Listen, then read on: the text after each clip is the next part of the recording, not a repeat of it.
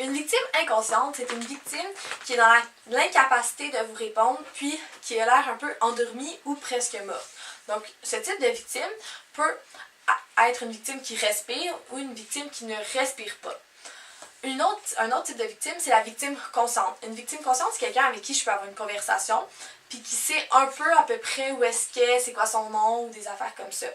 Donc, on va commencer par vous expliquer c'est quoi une victime consciente. Donc, exemple que ici, j'ai ma victime qui est consciente, puis elle est un peu affaiblie, elle a quelques blessures, puis elle se sent pas bien.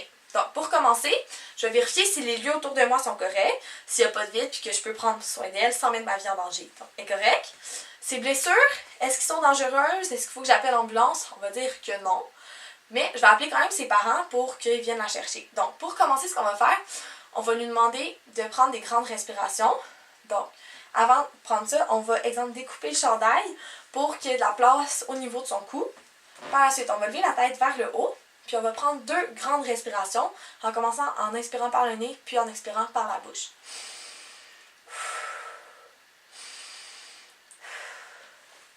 Par la suite, on va demander à la victime si... On va lui demander 2 questions, dans le fond. Est-ce que ça lui fait mal quand elle respire? Non.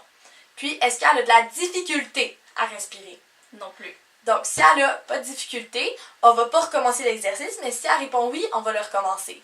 Donc, maintenant que mon examen primaire, c'est ça ce que je viens de faire, ça s'appelle comme ça, ou l'ABC, il est complet, puis que c'est correct, on va passer à l'examen secondaire.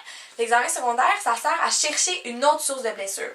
Donc, si exemple qui est blessée au bras, ben, je vais voir si elle a peut-être d'autres blessures ailleurs. Donc, lorsqu'on cherche des blessures, on va mettre des gants, parce que c'est comme un peu, si jamais je tombe sur une hémorragie ou quelque chose qui coule de son corps, ben, il ne faut pas que j'ai un contact avec.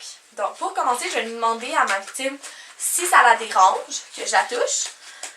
Puis, c'est bon. Ben là, ça la dérange pas, donc je peux.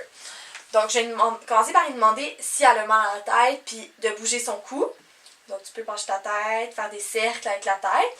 Pendant ce temps, moi, je vais toucher ses épaules, je vais toucher ses bras, mais pas celui qui est blessé. Je vais lui demander de tourner ses poignets, savoir si elle est capable de bouger ses 2 bras. On va le faire ensemble, on va tourner les poignets. On va faire la même chose avec les jambes. Puis pour les autres parties, on peut les masser, pas les taponner, mais bien les masser pour manquer aucune place, pour être sûr qu'il n'y a pas de blessure. Donc ça, c'est pour l'examen secondaire.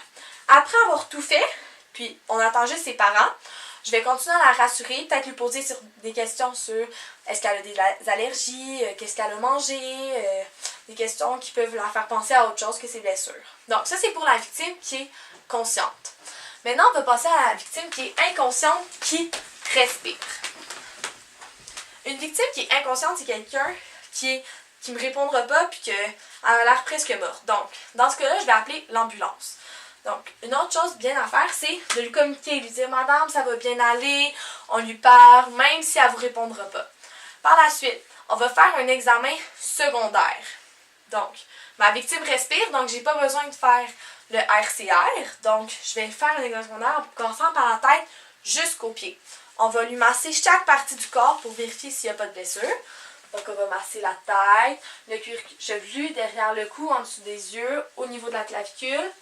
On va aller en dessous de la poitrine, derrière le dos. C'est important que nos mains se rejoignent pour manquer aucune petite goutte de sang. On va venir toucher son ventre. On va masser les jambes. On va faire bouger les pieds. On va plier la jambe. On va faire la même chose avec les bras. Si j'ai trouvé rien comme blessure, on va continuer notre examen, mais on va la placer en position latérale de sécurité pour qu'elle soit au repos. Puis, pour que si, exemple, qu'elle se réveille et qu'elle vomisse, elle ne va pas se vomir dans sa bouche, mais bien à l'extérieur. Donc, ce qu'on va faire, on va placer son bras, soit du côté vers nous, bien, dans un cas, la majorité du temps, c'est de mettre la victime vers nous, mais pour vous montrer, je vais la mettre vers l'extérieur. Donc, on va plier son bras pour le mettre à côté sur sa tête, pour quand on la tourne, elle vienne s'accoter dessus. Puis, ses jambes, ils vont faire comme un peu un trépied, puis ils vont bien la retenir. Donc, on va l'accoter. Tu peux le mettre vers moi.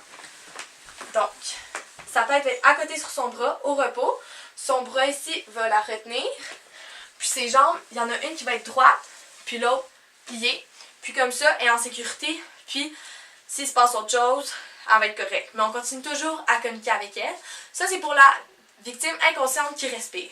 Pour terminer, ma victime qui est inconsciente, qui ne respire pas, tout de suite, la première chose à faire, ça va être d'appeler l'ambulance, puis de commencer le RCR. Pour en apprendre plus sur le RCR, il faut aller dans la première capsule. Puis, on va faire le RCR jusqu'à temps que quelqu'un nous amène un DA, soit un défibrillateur électrique. Donc, c'est ça pour la victime inconsciente. Une autre chose à ne pas oublier, c'est établir les priorités. Donc, si, exemple, que je suis sur un stationnement, puis que je vois deux victimes, soit une victime qui est inconsciente, qui ne respire pas, et quelqu'un avec une petite hémorragie, il faut savoir quelle victime prendre en premier. Donc, c'est sûr que je ferai voir la victime qui est inconsciente, puis qui est le plus en danger de vie. Donc, c'est tout pour les victimes qui sont inconscientes ou conscientes.